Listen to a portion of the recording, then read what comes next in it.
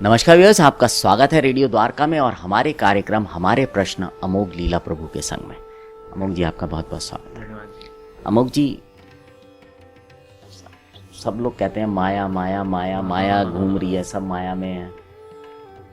अमोघ जी, माया actually दिखती कैसे है, कैसे पहचाने, कैसे बचे आदमी माया का, कोई किस तरह का है मतलब उसका? हाँ, देखिए माया जो है भगवान की शक्ति है। भगवान श्री कृष्ण गीता में बता रहे हैं, देवी हेषा गुणमयी मम माया दुरत्या माम एव ये प्रपद्यन्ते माया मेताम तरन्ते। ये जो त्रिगुणी माया है ना, वास्तव में ये बहुत ही ज्यादा, ये दुरत्या, इसके पार कोई नहीं जा पाता। देवी हेषा गुणमयी, मतलब कि 3 गुण है बेसिकली, सत्वगुण रजोगुण तमोगुण, ठीक है। गुणमयी मम माया, ये मेरी माया, यानी कि मैं शक्तिमान हूं, मैं इसका मालिक हूं और ये मेरी माया है वास्तव में। दुरत्या, इसके परे कोई नहीं जा पाता जी। यस, माम एव ये प्रपद्यन्ते, लेकिन जो मेरी शरण में आएगा माया मेताम तरन्ते थे, तो माया के परे चला जाएगा। सबसे पहले समझना है कि माया है कौन? भगवान की शक्ति। भगवान की कई शक्तियां हैं, भगवान की लीला शक्ति भी है, अंतरंगा शक्ति भी है और कई प्रकार की भगवान की शक्तियां हैं, नो डाउट। उनमें से एक शक्ति ये भी है और वो है माया शक्ति। तो माया वैसे 2 प्रकार की होती है, एक होती है योग माया जो कि स्पिरिचुअल वाली माया है और वो भगवान के धाम में भी है और वहां वो भक्ति में फैसिलिटेट करती है, और दूसरी उसकी परछाई है और उसको बोलते हैं महामाया। महामाया संसार में हम सबको बेवकूफ बनाती है, बेसिकली वो है महामाया। तो बोला दिखती कैसी है?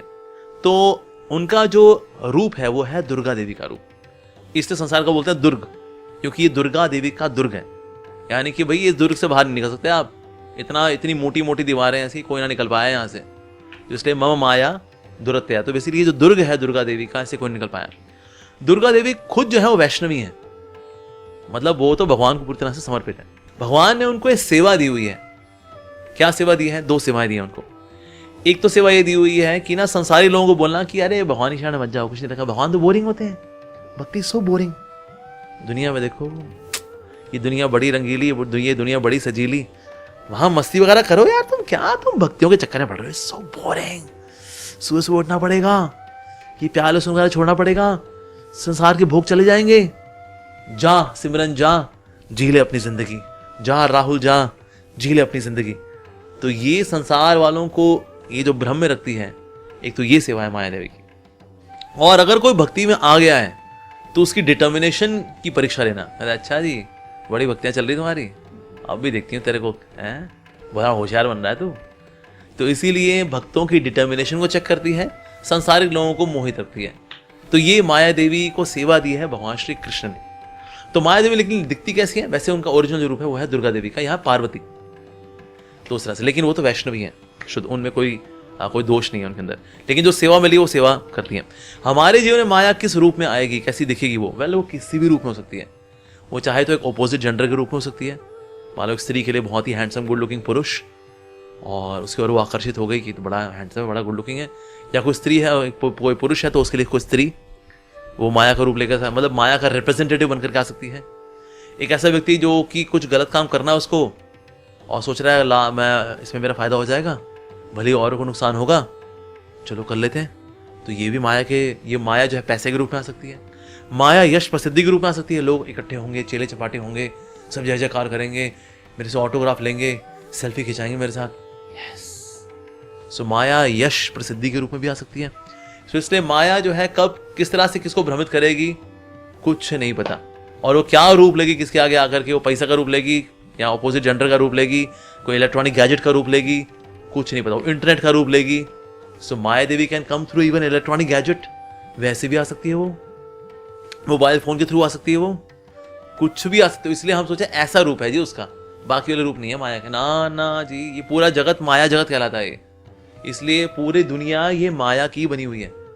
तो माया के 2 फंक्शन, एक तो ये देखते हैं जो जड़ जगत बना हुआ है, इट इज मेड ऑफ माया, क्योंकि हर चीज प्रकृति 3 गुण का बना हुआ है, सत्वगुण रजोगुण तमोगुण, एवरीथिंग।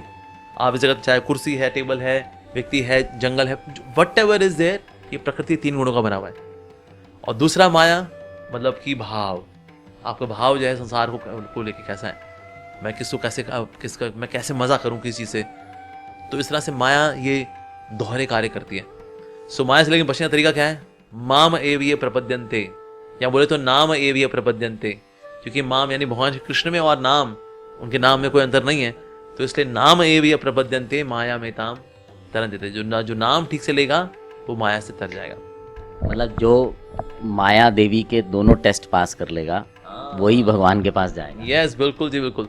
सो माया देवी इसलिए आई, हमारा डिटर्मिनेशन चेक करने के लिए। कहीं वो बोलते हैं हम भी भक्त हैं, माया कहती है अच्छा भक्त है तू, अच्छा चल अभी देखती हूँ जरा मैं।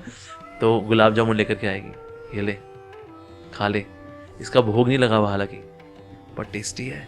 कौन देख रहा है? कोई नहीं देख रहा, मजा कर ले। तो हम जब मजा कर लेते हैं, हाँ वैसे कोई देख तो नहीं रहा, वैसा बदमाश कहीं के, अरे मैंने गलती कर दी यार, गलती कर दी मैंने, आगे से ध्यान रखूंगा मैं, आगे से ध्यान रखूंगा मैं। अच्छा ध्यान रखेगा तू, अच्छा ठीक है, ये ले गुलाब जामुन खा ले। तो ये माया देवी का काम है, एल्योरमेंट देना और हमारी डिटर्मिनेशन चेक करना कि हमारी भगवान से कितनी अटैचमेंट है। तो ये हमारे खुद के लिए भी एक तरह का बैरोमीटर होता है चेक करने का कि हमारे पास कितनी भावना है भगवान को लेकर के। तो ये कहना जी हम तो बड़े भगत हैं जी, अच्छा बच्चों अब ये देखते हैं, जब तू अकेला में होगा ना, तेरे को कोई नहीं देख रहा होगा, तब देख मैं तेरे को तेरे रिपोर्ट कार्ड दूंगी मैं कि तू एकदम 4th क्लास आदमी है तो एकदम। तो इससे दुनिया में लोग बड़े सज्जन बन जाते हैं, अकेले में जानवर बन जाते हैं। माया देवी उनको उनकी औकात दिखाती है, रिपोर्ट कार्ड देती है, ये देख ये है तू। हाँ धन्यवाद सुबी जी, बहुत बहुत धन्यवाद। तो व्यूअर्स, उम्मीद करता हूँ कि जो एक रहता है क्वेस्ट एक आम आदमी की ज़िंदगी में कि माया कैसी दिखती है, उसका जवाब शायद मिल गया होगा। आने वाले एपिसोड में फिर आपसे मुलाकात होगी, बने रहें रेडियो द्वारा।